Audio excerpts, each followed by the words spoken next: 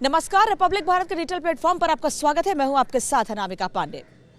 दरअसल आज उत्तर प्रदेश विधानसभा चुनाव के लिए दूसरे चरण को लेकर मतदान हो रहा है और मैं इस वक्त हूं सहारनपुर की देवबंद विधानसभा सीट पर।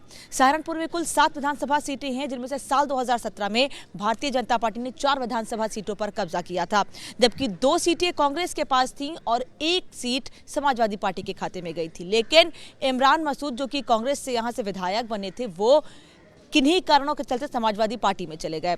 हालांकि उम्मीद ये उनको थी कि शायद अगर कांग्रेस से जीत भी जाते हैं तो उन्हें शायद बहुत कुछ नहीं मिलेगा, इसलिए अगर समाजवादी पार्टी की सरकार आएगी तो वो समाजवादी पार्टी की सरकार में किसी बड़े पद पर भी जा सकते हैं। लेकिन समाजवादी पार्टी ने इमरान मसूद को टिकट नहीं दिया। ये सहारनपुर में समाजवादी पार्टी और कांग्रेस को लेकर जो फाइट है, जो बातें निकलकर सामने आई हैं, उसकी हमने आपको जानकारी दी। अब बात कर लेते हैं देवबंद विधानसभा सीट की। दरअसल यहाँ से विधायक है ब्रजेश रावत।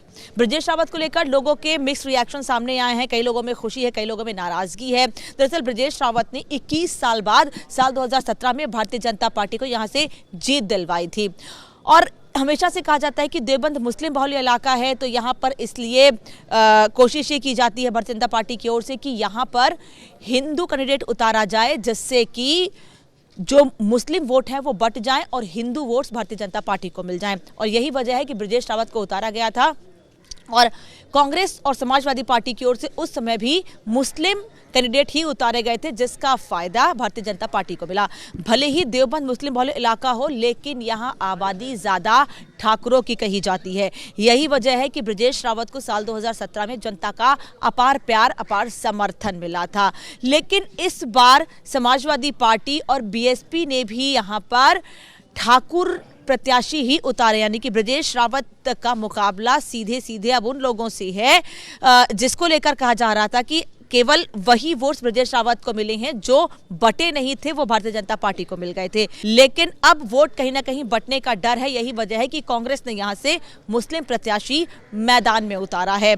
अब देखना यह है कि यहां की जनता, देवबंद की जनता जो आज वोट कर रही है, वो किन बातों को ध्यान में रखकर वोट कर रही है।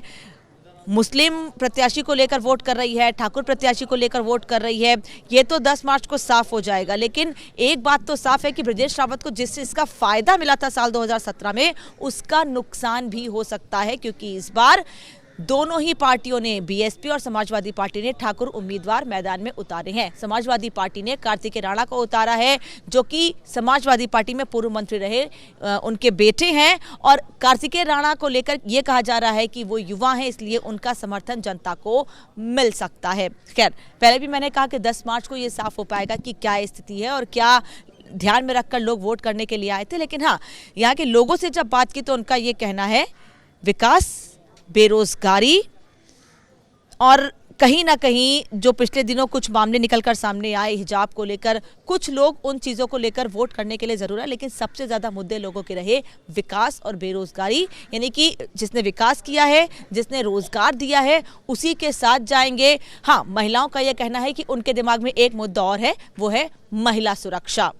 तो आज इन्हीं सब चीज़ों को ध्यान में रखकर सहारनपुर की जनता ने, देवबंद की जनता ने वोट तो कर दिया है और पिटारा खुलेगा 10 मार्च को कि यहाँ के लोगों के मुद्दे क्या थे और किन चीज़ों को ध्यान में रखकर यहाँ के लोगों ने वोट किया है। कि एक बार फिर देवबंद की जनता ब्रजेश रावत पर विश्वास जताती है, या फिर जैसा कि मैंने पहले भी कहा कि 2 ठाकुर प्रत्याशी मैदान में होने का नुकसान ब्रजेश रावत को होगा और कांग्रेस को इसका फायदा होगा।